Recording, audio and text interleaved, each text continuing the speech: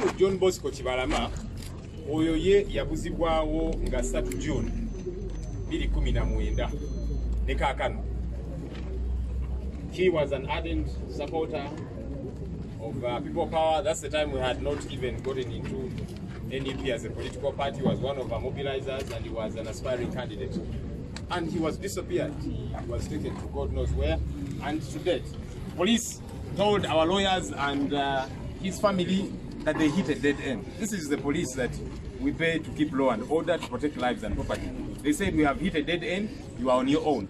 And that's the story of many of these other people. You had the police leadership the other day saying, we don't know where these people are. So if police doesn't know, who knows? Where do ordinary people run to? Let me invite, I believe Mr. Ndaula is here, a brother to John Bosco Kibalama, to also say 1 2 things. Ndaula oli? James. Ndaula Geoffrey Sega Chusa standing wa John Bosco Kibalama. Muganda waffe oyo yatuulako ennaku z'omwezi 3 omwezi gw'omukaaga 2019 yali ava mu maka ge eGayaza ng'agenda ku ssomero e Makerere. Yali mu biseera ebyo ng'alinayo koosi gy'asoma. Mu kiseera ekyo gwe baamuwambirako olwo tetwaddamu kumulabako, era mukyala we yasembayo okumulabako ssaawa nga 12 ez'okumakya ne bamutwala. Tukoze buli ekisoboka kyonna, batusindikidde n'abafere ne batubba ssente ze tutamanyi na muwendo.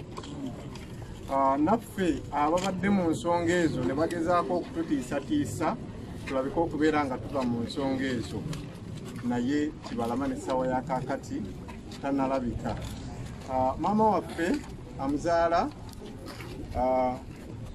mu mwaka gwa 2019 mwezi ogw'e11 baali yali mulwadde ng'alina pressure. Twali twamukweka omubuulira ekigenda maaso. Bwe yategeera nti omwana we yabula, yawambibwa, pressure n'emukuba n'afa. Twamuziika ng'ennaku z'omwezi lumu ogw'e11 2019. Ne taata ali eyo muti gwamukuba awezezza emyaka 8 kati ng'ali ku ndiri. Kibalama ye yali ng'amujjanjaba era twali tetumanyi nti atuuka n'essaawa ya kaakati ng'akyali mulamu. Gyali eyo mu LCA Bukondo, mu muluka gw'e Bukondo, mu ggombolola y'e Namayumba, mu disitulikiti ey'e Wakiso. Taata gyali myaka 8 ali ku ndiri, naye twali tetumanyi nti atuuka essaawa ya kaakati ng'akyali mulamu, n'ekisa kya Katonda ekikyatuyambye. Kyetusaba tugezezzaako okuyita mu mbeera yonna esoboka ey'amateeka kigaanyi. Buli Munnayuganda yenna ayinza okutuyambako okulabika kwa Kibalama John Bosco. Tuli mwetegefu, tuli beetegefu okumwegattako. So, Mr. President, tusaba eddoboozi lyo lyokka lye tulindiridde okubeera nga tukola ekyo ekirina okukolebwa. Tusaba oduumire tetuli beetegefu okubeera nga tukola tetulina okukola, bwe kiba nga kyekinazza baganda baffe bonna abazze babuzibwawo mu mbeera yonna, kubanga tebalina musango. Singa baali balina emisango baali badde babatwala dda mu kkooti ne bavunaanibwa. Naye omuntu atalina musango kati batya okubeera nga bamuteeka mu kkooti okuba tebalina kye bayinza muvunaana. Kubabeera nga balina emisango babatwale mu kkooti tulabe kye babavunaana n'emisango nebyo tugimanyi. Basebo ne banyabo Bannayuganda mwenna abatulaba n'ensi yonna mbasaba tusikire wamu ffenna tukwatirewo wamu, kubanga abasajja batulya batumalawo. Tulina muganda waffe Deogracius Nsubuga Miro abadde yeesimbyewo ku ggombolola y'e Namayumba ng'akutte tiketi eya Nuupu. Ku lunaku lw'okulonda lwennyini yafuna akabenje ke tutaategeera oba kaali kapange oba si kapange. Ku lunaku lwe bamulonda lwennyini n'afa, era twamuziikanga ennaku z'omwezi 4 omwezi guno bwe tulimu ogwokubiri omwaka guno.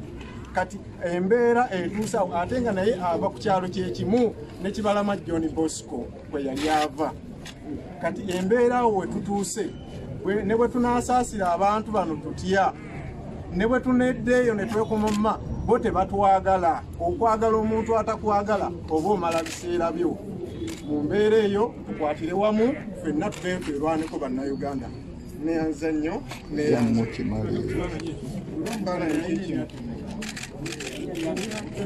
Kibalama yalina emyaka 39 bwe baamuwambira.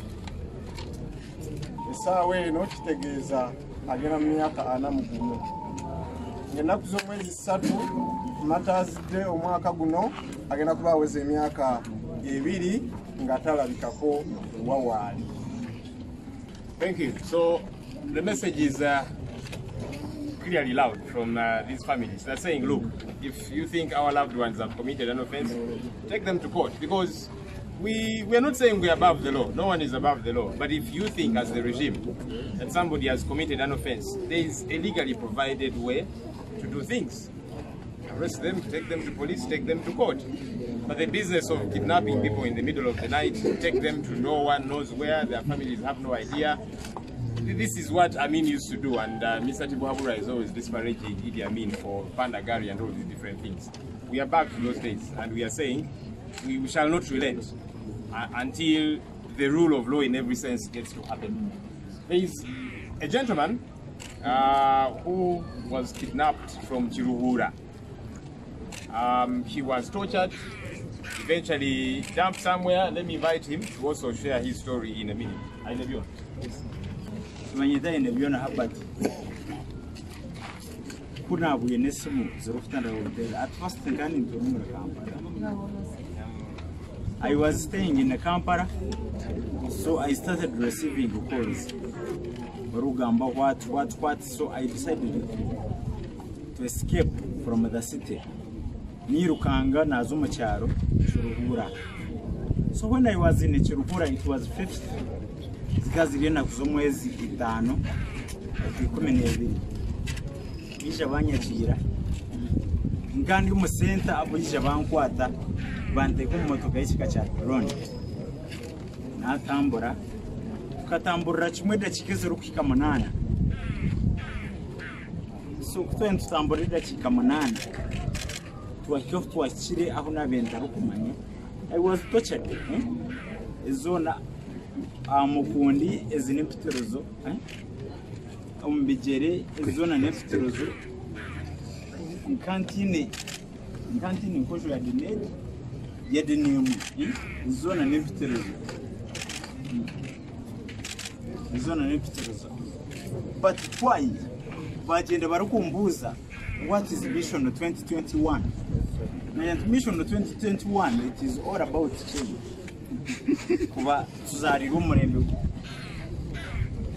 Some other things like Museveni is off. Abashaba Museveni no bangwatsiri. Nkanta kumanya abwachi bangwatsiri. Mbamboza Mission 2021, it is all about change. Thank you, Ainebiona. I'm okay.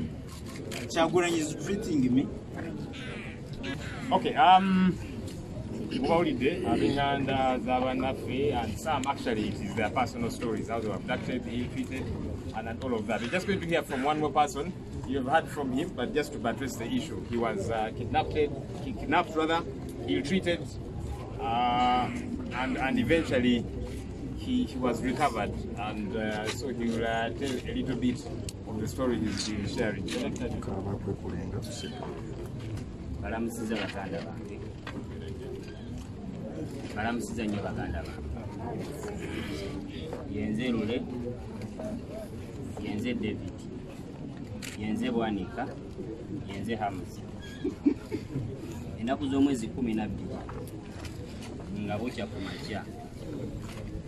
Amagye ga Uganda, kubanga nalabako fulaga za Uganda, ne military bannumba ewaka. Ne bamenya geti yange, ne bakuba asikali wange, ne bankubakuba ne batwala ebintu byange, batwala ssente enkalu, batwala buli kapapula konna kenina mu nnyumba, buli kapapula kenina mu nnyumba, ne bakaba kawandiiseko just kigambo ennyukuta emu eki. Bagayi bajja ewaka nga balinga abanonye omutemu yatomula ekyalo kiramba n'emikono gye. Bankubakuba ne bateeka makansi gye bazze okusasisa oluggi ne baginteeka mu bulago. Twagenda okuvuga okutuuka ku kolansi ya Gayaza Road nga sikyasobola kutegeera nti oyo James oba oyo yekyati. Bantwala ku Semwayi Mbuya gye banzikiriza mu Kigo Down, gye nalaba abasirikale abasukka mu 10 nga bali mu uniform ez'enjawulo nga si za Uganda. Kinategeera oluvannyuma abaali babaddeyo wansi ebbanga baŋŋamba nti wansi agolabe mu magye ga Rwanda n'aga Burundi mulimu n'abayeekera abayeekera Congo. Ekyambalo kye nategeerako kye kyambalo ky'abasirikale be basooka otuwa aba Electoral Commission. Waliko omusajja omu gwe sisobola kwerabira linnya lye kuba nabeera nnyo naye nga ku campaign nga zitandika, bamuyita Ola, alina ejjinja liri, bonna nga baabasibeeyo wansi. Sajja baatandika okunkuba nga bambuuza pulaani B. Bakukwata ne bakusiba empingo ne bakuteeka waggulu ku kabaawo ne bakuyiira amazzi, batandika okukuba. Ne bakugjawo ne bakutwala ku kasenge bwoti n'otunula eno nga buli avaayo alina okukuba, bakutaddewo nga reception. Mwe banuku nakukuba eyo. Onabayo mwe ba people power nakukuba bbiri ne tuuka nga tokyasobola dde okuyimirira ng'oli ku mpingo. Bantwala Makindye mu military barracks nga sisobola kutegeera nti ono yegundi. Naddamu okutegeera ku ssaawa nga 10 za kiro nga guno omukono guli ku mpingo, guno guliko eccupa, enviiri zange sizirina. Bantwala mu military barracks mu Ndoomo mu kkomera nga mulimu abaana baffe bangi bemmanyi maaso ku maaso. Kajimu Umaru tuyita Jim, Mukisa ow'Ebusega akozesa Facebook page eriko mu n'abalala abangi, Muzeeyi Munnakyalo w'eri Kasenyi, bonna babakwata ne babakuba okutuusa okufa nga bababuuza kimu pulaani. Bannayuganda bonna abali mu makomera nga bakutekula Bobi Wine babavunaana omusango gumu gwa kwambala akakofiira, era bonna baguza olunaku lumu nga 18 Novemba. Bonna bannayuganda abaliyo nga babakwata ku people power bakwata. Ne bakutte leero, ne bakwata ne bakutte ekiro, era bamuteekako omusango gwa 18 Novemba. Bannayuganda mbasaba muveeyo, naddala bamaama mbasaba muveeyo mulwanire abaana bamwe, kubanga abaana abatanneetuuka bangi nnyo abali mu fasilite z'abasajja. Abaana abatanneetuuka bangi nnyo abali embuyaawo ku Semwayi nga bakeera ku migo. Nze nsobola okuba nga abantu bakuba enduulu mu ddakiika ntono nnyo ne baba nga baagala kunzigyawo bantwale gye baagala okunkweka. Naye waliwo abatalina wadde agamba nti nno bamututtewa ng'amaze wiiki namba ali awo bamukuba bukubi migo, bamubuuza pulaani B. Ebyo bannange. Thank you, Selector Devi. The stories are numerous. These are only representatives of the many families out there. Some have not been able to come. Some are far off. We're speaking to some of our colleagues in northern Uganda. Some are in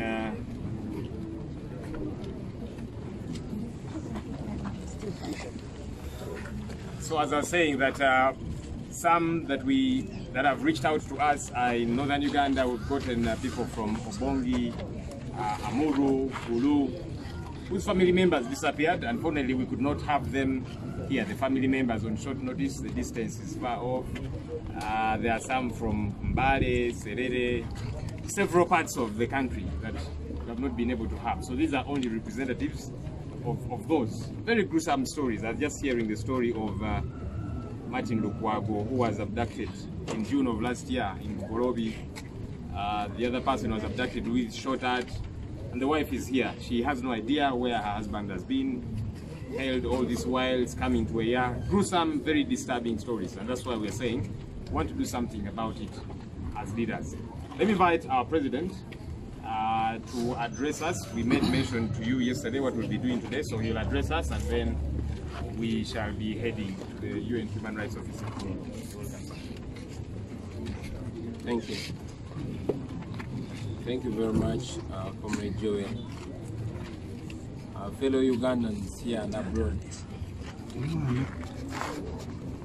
There has never been a regime in Uganda since 1962 that is as brutal as the Museveni regime. No regime has killed more Ugandans in the history of Uganda like the regime of Yoweri Kaguta Museveni. No regime has tortured Ugandans like the regime of Yoweri Kaguta Museveni. It's very painful. Much as they castigate the regimes of Milton Obote and Idi Amin was president for only 8 years. And Obote even less. But Ugandans have had to grapple with the Museveni brutality for the last 35 years.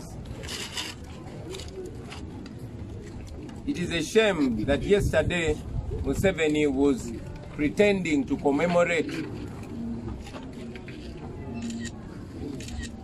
Archbishop Janandum, who was killed in the Amin days. But the same person has presided over brutality and murder. It is in this regime that Sheikh Muzata died conspicuously. It is in this regime that my clan brother, Bishop Kagwa, died, and it's not explained yet. And very many others are continuously being killed. Ladies and gentlemen, as we speak today, the regime is in overdrive, kidnapping, abducting people, many of them never to be seen again. There's every effort to communicate to Ugandans by the regime that they are powerless and they are alone.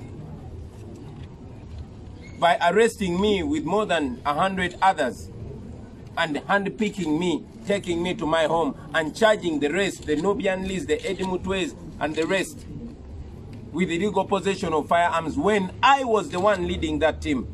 I was arrested with that team. I am their leader.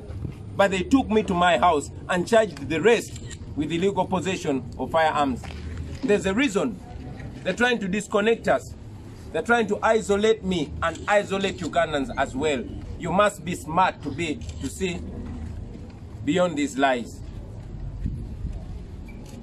Today, very many Ugandans are being killed.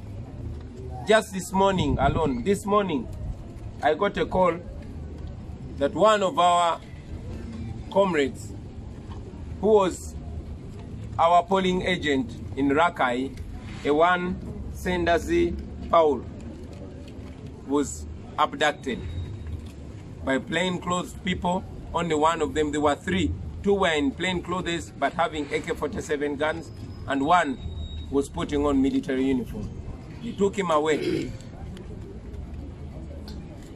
Just yesterday, I learned that one of my close friends, and coming from the same birthplace, Kanoni in Gomba, a young man called Katamba Dixon, the son of Chinene and the grandson of Kuku, my neighbor, was abducted. He has not been seen again.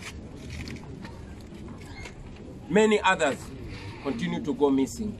The regime is targeting not only those that are close to me, but every Ugandan that has ever agitated for change. Every Ugandan that is known to support forces of change, particularly the National Unity Platform. Ladies and gentlemen, the person killing your children is Yoweri Kaguta Museveni. The person ordering for the disappearance of your children is Yoweri Kaguta Museveni, and I am not lying because he came out on national TV and confirmed that he has been the one sanctioning all these murders and disappearances.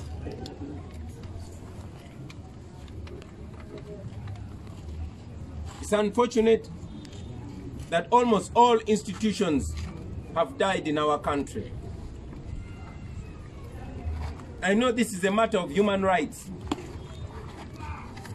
But I've informed you in the past, like I'm informing you again, that we have petitioned all human rights initiatives here in Uganda. We petitioned the Uganda Human Rights High Commission. We went there, and the late Medi Kagwa was blunt. He told me, because he grew up with me here in Kamocha, took me on the side and told me that he is powerless. He cannot do anything. The commission is powerless. In his words, he said, we are living in a military dictatorship.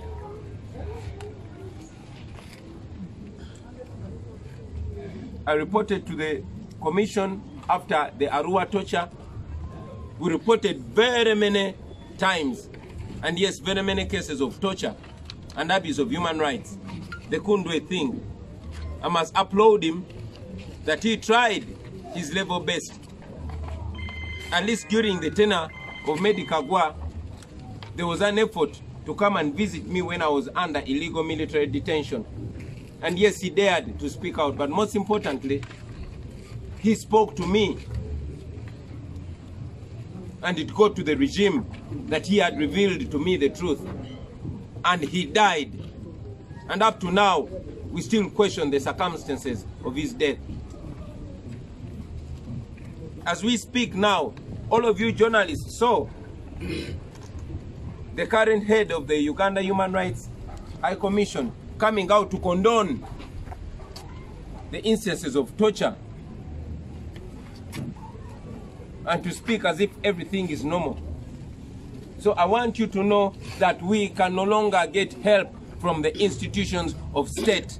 The Uganda Human Rights High Commission cannot help you. It cannot help us. And that is why today we are going to petition the United Nations Human Rights Office here in Uganda.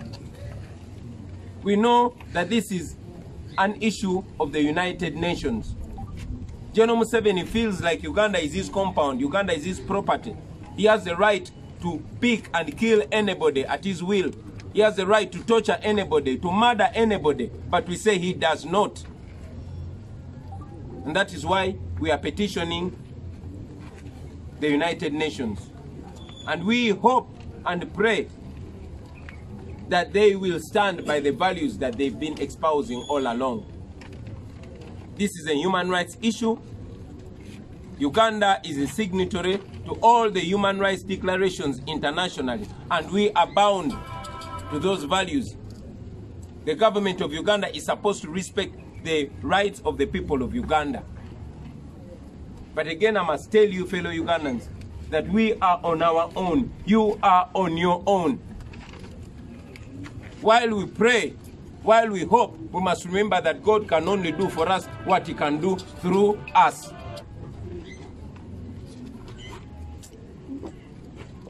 We are meeting with my fellow leaders to discuss and resolve what other steps we are going to take. But one thing that should be clear to everybody, that we shall take steps to end this brutality, to end these disappearances, to end the state-inspired murder. We stand with you, families. We stand with all of you, comrades. And I must also tell you that the security agencies are actually also using this opportunity to extort money from the families of the missing people. They go to them, ask for money, and ask for other favors. We will be coming to you to report to you what comes from the United Nations Human Rights Office, but also to report to you what comes from our mind, and to guide you, fellow Ugandans, on what will happen next. But one thing I want you to know is that we are not going to sit down in the face of state-inspired murder. I thank you. Katika mbyogere ne mu Luganda.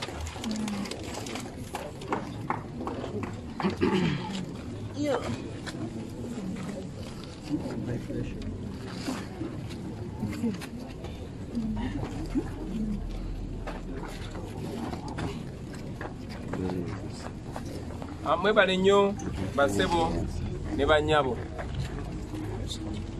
Wabwe mbadde ngezaako bannyonnyola nti mu Uganda kukyanga twefuga tewabangawo omulembe gujjudde butemu nga mulembe gwa Museveni. Tewabangawo mulembe bannayuganda mwe batemuddwa nga mulembe gwa Museveni.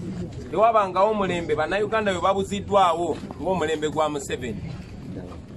Wadde babeeranga batugamba nti emirembe gy'Obote n'Amini walingawo ettemu, naye Amini yafugira emyaka 8 n'Obote mitono. Naye bannayuganda babonaabonedde mulembe gwa Museveni kati emyaka 35.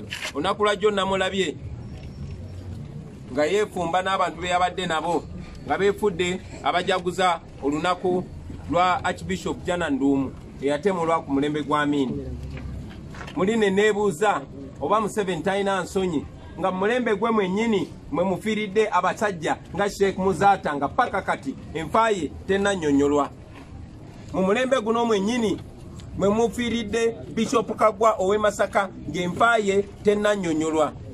Ne bannayuganda bangi nnyo abafiiridde mu mbeera bwetyo. Eddembe ly'obuntu lirinnyiridwa nnyo, bannaffe bangi babuziddwawo, bangi bakyagenda maaso n'okubuzibwawo. Njagala obategeeza nti omuntu atemula abaana bammwe si mulala ye mwami Yoweri Kaguta Museveni. Omuntu alagira okubuzibwawo abaana bammwe si mulala ye mwami Yoweri Kaguta Museveni. Bino mbyogerera wano era mbyogera nga ndi confident.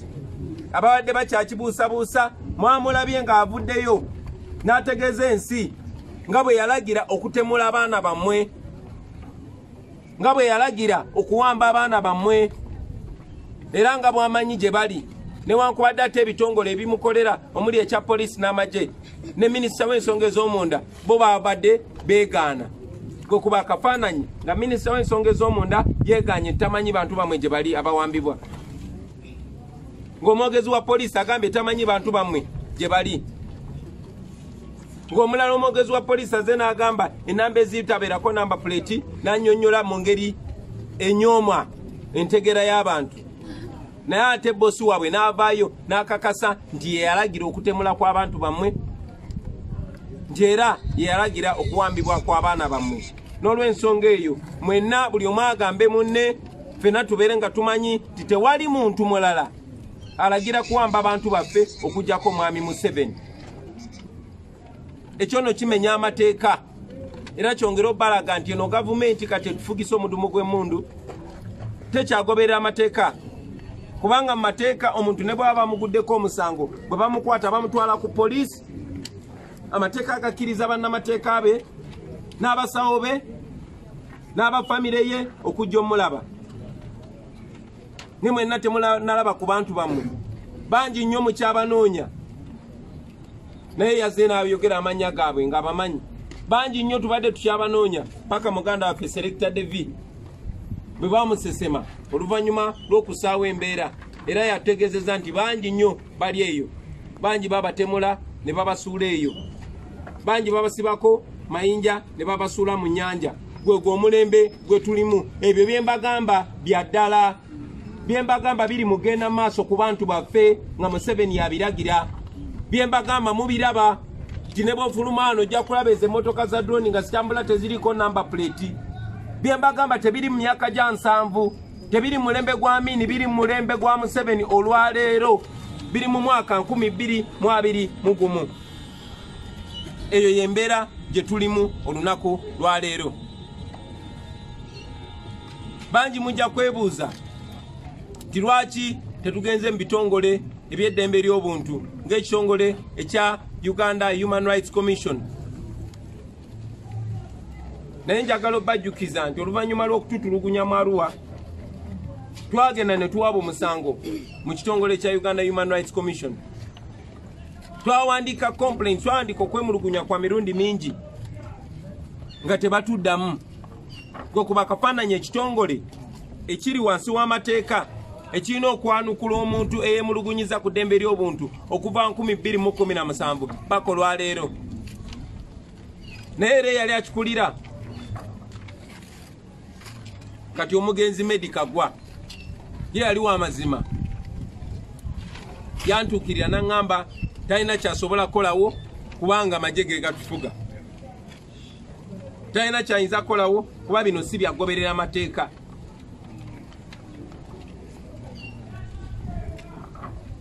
Era n'afuba okubaako kyakola okusinga ate kati abaliwo olwaleero kubanga eno enfuga ya Museveni egenda eyongera kwonooneka. Eyaliwo bw'aba yali munafu atazzeewo aba munafu okusinga. So Mwami Meddie Kagwa bwe yatutegeeza amazima agali mu nsonga eyo era ne bamanya nti atutegeezezza Mwami Meddie Kagwa naye yafa mu nfa etaategeerekeka. Mwena mumanyi wa gye yali essaawa ntono nnyo nga tanaddusibwa mu ddwaliro na kufa mu ngeri ya kibwatukira. Bino mbyogera kubanga ge mazima. Ensonga lwaki bakwata abantu bonna bonna abanneetoolodde eyo si nsobi, ekyo kigenderere. Jasi olwaleero ku makya tufunye essimu nga bantegeeza nti omu ku mikwano gyaffe era eyali alaba ebyokulonda kwaffe omwami gwe bayita Sendazi Paul bamuwambi amakya galeero ku ssaawa 10 ez'okumakya. Abantu basatu nga bali mu ngoye za bulijjo naye nga balina emmundu AK-47 n'omu ku bo ng'ali mu yunifoomu y'amagye baze ne bamuwamba ne bamukuba ne bamutwala. Ebyo bibadde raakayi. Olunaku lwajjo nategeezeddwa nti omu ku bannaffe gwe twakola naye era omuwagizi waffe Lukulwe e Kanoni naye yawambibwa, omwami gwe bayita Katamba Dickson. Bangi ku be bawamba bababuzaawo ate abo bakola mu bitongole birina okuba ebikuumaddembe ne bajja nga bagezaako okujja ssente mu famire zaabwe. Bangi nnyo. So mujja kutubuuza lwaki tetugenze mu bitongole ebyawano eby'eddembe ly'obuntu. Njagala obategeeza nti ebitongole ebyawano biremeddwa okutuyamba. Poliisi ya wano tesobola bayamba.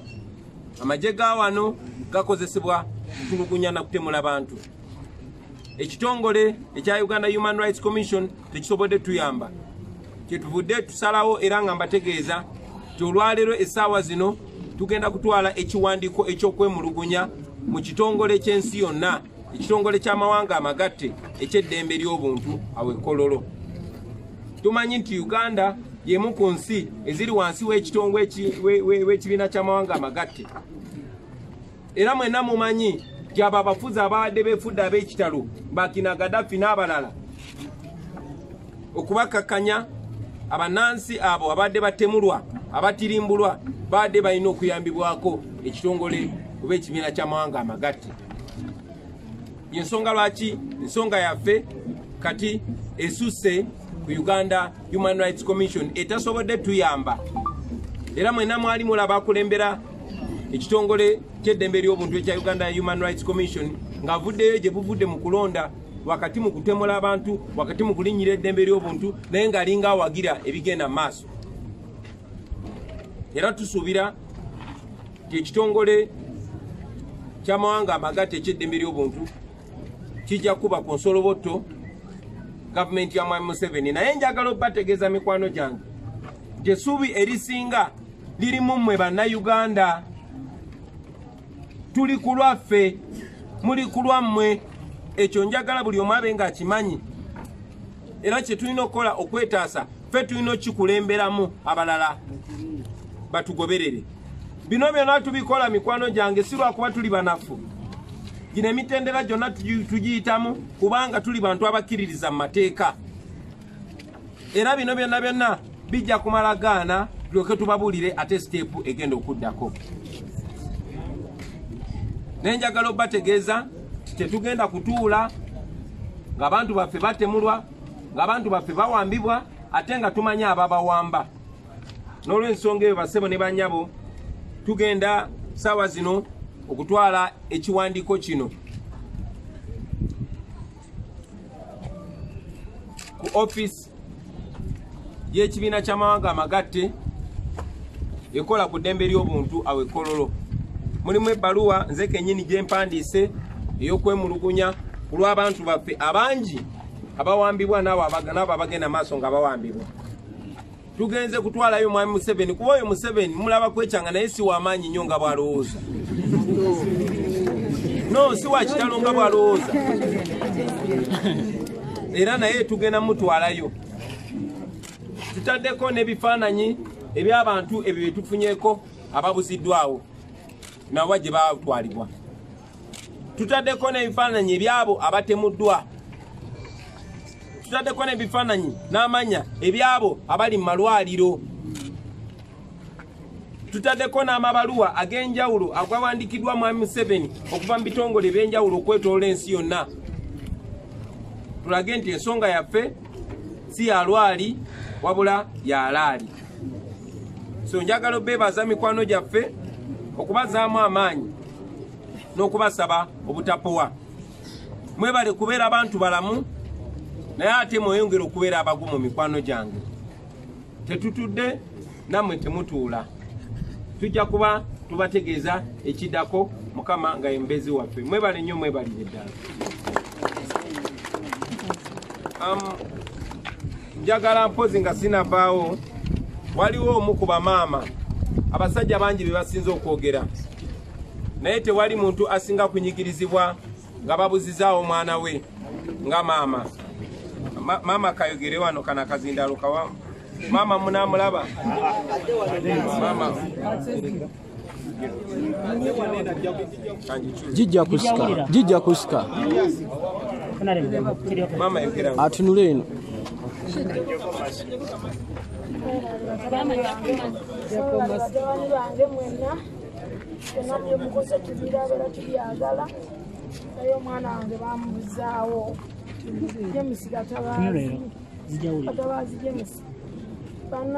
Omwana yali ayagala nnyo ng'ayagala n'aŋŋamba maama nze wano wenjagala naye bw'oŋŋamba nate mbireka sijja kubireka ate maama ebyokola ebyo nange sibyagala nemugamba nyaga gyange gyegyo nga nonda Museveni kati kulungi nange akalulu gakuwadde ngawegwe ndi maama kampe konze kale tetanga bamutiira mu lutalo oli naye kati saasoma esawa yaleero nange njagala bikyuka abaana bantu basome konze ne kati sooka oddukemu bajja kukunoonya.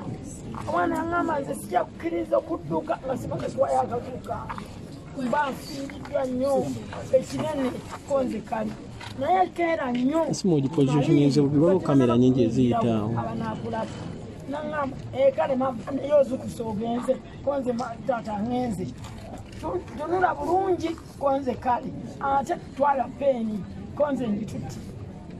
Wenatuuka ye yali alondesa omuwala naŋŋamba maama omanyi ogenda kukibinga konze simanyi wawa yandaga wa pepe naŋŋamba lwaki onazo naawe ogenda okikinga konze kale nagenda nseka nsanyusa nnyaba bannange ekyo nenkikinga bulungi ŋŋenda okukubira omwana wange essimu nga teriiko okumukubira essimu nga teriiko ninkubira banne nibaŋŋamba bamututte kati ababodaboda babo bagoba patro bamututte naye etubuliddeko ekibuye konze kale banaye nkoze nti ŋŋenze yeegasenyi nibaŋŋamba kati maama ogenda kulaga oba nga ŋŋende ku poliisi nagaffe tetulina muntu wano niŋŋende kireka nibaŋŋamba maama tikimuyina ffe ntumawaka mbeera mpereerwe nintuula nibinsobera banange simanyi omwana wange bakyali naye kubanga bamutwala ate nga bamukutte wanene bamukasuka kuli kubanga bali bamumanyira bamunoonyako nabeera nga beekwe anamwebi nabula bagati bane banoonya batambula eyo yonna etibamulaba oza bannange mukiwulidde kyoyo tebamutwalira mu droni tebamutwalira mu motoka gye batamanyi bamutwalira ku patro naye paka kati tanaddamu kulabika. Amannya ge nakati Jacqueline mpereerwe omwana katabazi gye musinga beera gasinga Museveni nzambe omwana wange ofuze nnyo wakitawuula yandibadawuula nze namba omwana wange ebyo bigwe kubanga siraba lwaki atulemerako ate abaana baffe ne banga babuzibwa bwe bati.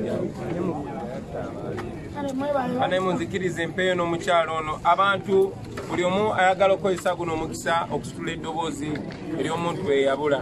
Maama jangu wano asembedde nnyo zagundi yeekusembeza sitambu sikulimba wetubeera kwayintu basobola okukwata mbeera busaabala omwana owange bamukwata okuva Lukuli bamukwata ne mukwano gwe Sonko Richard babasanga Lukuli nga waliwo abatimba ebipande bya NRM nga bo bayimiriddeawo drone yava eri netwala abaana babiri mu Desemba nga 8 na buli kati omwana wange munoonya buli komera lyonna bangamba tebamulina. Nsaba gavumenti ya President Museveni etuddiza abaana baffe kuba yebalina tewali muntu mulala alina abaana baffe. Omuntu aba takuwagira teguba musango be bateekawo okulonda batuwe abaana baffe. Chala Martini jangu Museveni bannayuganda bagalubawo abaana baabwe. Ye Matovu Dennis ne Sonko Richard babajja Lukuli. Nyaba abaana balina emyaka 23. Amanya gange bansanga byanja Mary. Bawange amaze kati emyezi 3 cyangwa bakutwala. Bamujabugolobe basanga atodanga tanyina kyakula. Nasi kiwantu omuntu okuwagira kyagala kintu omukwasa. Ndekera abaana basatu abaana sina kyakubalisa. Bambi banyambe banziriza omusajja. Bannange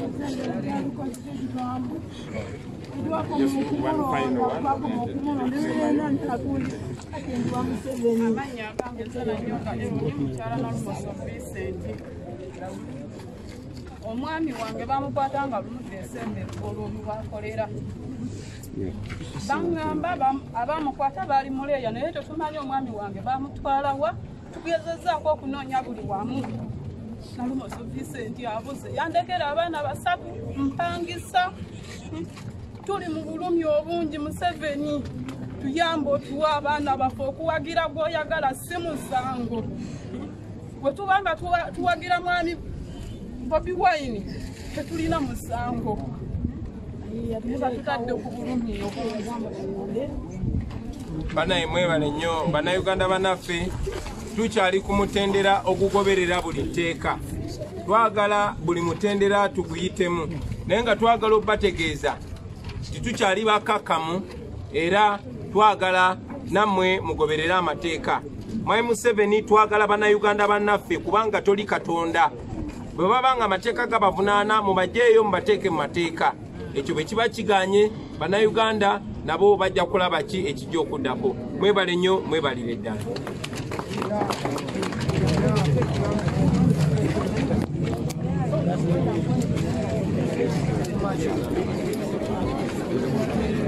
Maziga merere ku kitebe ekya National Unity Platform oluvannyuma lw'Abannayuganda abawerako okuvaayo nga bakaaba olw'abaana baabwe abatwalibwa, olw'abakyala baabwe ababuzibwawo, olw'ababba baabwe ababuziddwawo.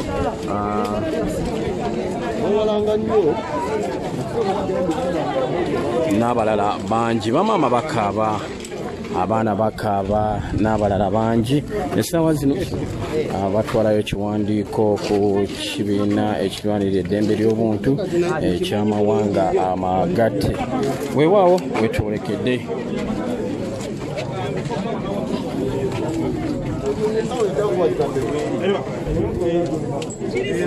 Abasigadde batutemako babakama baabwe babagamba yo BBS etulaga n'ofuga era bwekigira wano ndabira ddala nga tetujja kubifuna bulungi kweri abaana bagatwala tebabakkiriza kugatuwa kweri naye kati ngagaza kiwulidde ezaabalina BBS